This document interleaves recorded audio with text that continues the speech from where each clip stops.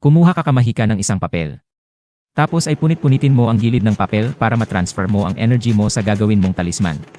Tiyakin na nasa tamang kondisyon ang katawan mo kapag ginawa mo ang talisman na ito kamahika. After mong mapunit ang gilid ng papel, kumuha ka ng pulang panulat at kopyahin mo ang magical symbol na ito.